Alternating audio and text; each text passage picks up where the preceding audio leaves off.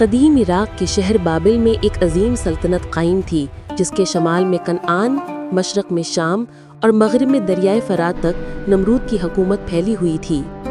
نمرود بن کنعان اپنی وقت کا سب سے بڑا بادشاہ تھا۔ دنیا کی تاریخ میں یہ وہی دور ہے جب بابل کے لوگ ستاروں، سورج اور خود بادشاہ کو خدائی صفات دیتے تھے۔ نمرود کا غرور اس حد تک تھا کہ وہ اپنے آپ کو خدا کہلواتا اور اپنی رعایا کو اپنی بندگی کرنے پر مجبور کرتا تھا۔ اس کے دربار میں ہر وقت نجومی کاہن موجود رہتے جو اس کی خوشامد کرتے۔ نمرود اپنی رعایا پر ظلم کرتا۔ اس نے رزق کے تمام وسائل اپنے قبضے میں کر لیے تھے۔ اناج اسے ہی ملتا جو اسے خدا مانتا۔ روایات کے مطابق نمرود نے ایک رات خواب دیکھا کہ ایک ستارہ آسمان سے نمودار ہوا اور باقی ستارے بے نور ہو گئے۔ تعبیر بتانے والوں نے کہا کہ ایک بچہ پیدا ہوگا جو تمہاری خدائی اور سلطنت کا خاتمہ کرے گا۔ نمرود خوف زدہ ہو گیا۔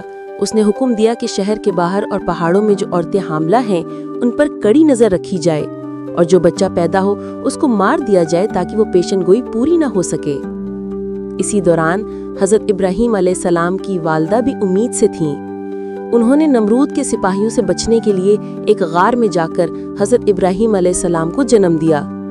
کئی دن تک وہیں چھپ کر دودھ پلاتی رہیں، یہاں تک کہ آپ بڑے ہو کر گھر لائے گئے۔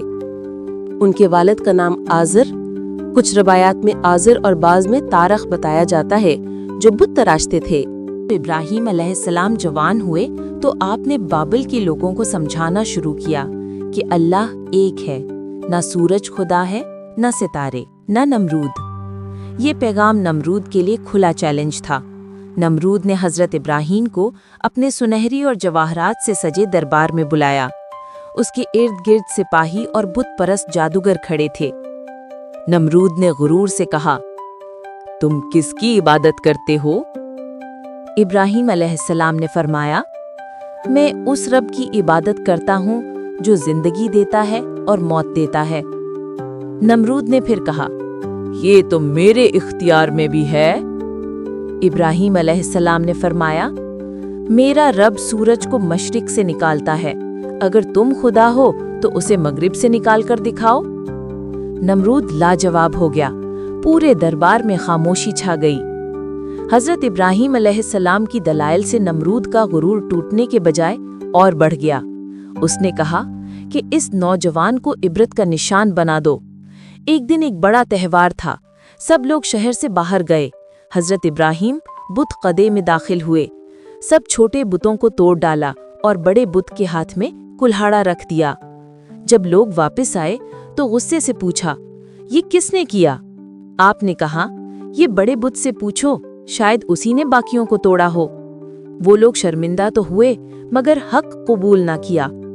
نمرود نے فیصلہ کیا کہ ابراہیم کو زندہ جلا دیا جائے۔ دنوں تک لکڑیاں جمع کی گئیں۔ ایک بہت بڑی آگ دہکائی گئی۔ اس آگ کے اوپر سے اگر پرندہ گزرتا تو جل جاتا۔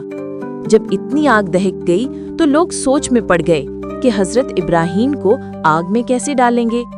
تبھی شیطان نے ان لوگوں کو منجنیق بنانا سکھائی تاکہ آپ کو اس کے ذریعے آگ میں پھینکا جائے۔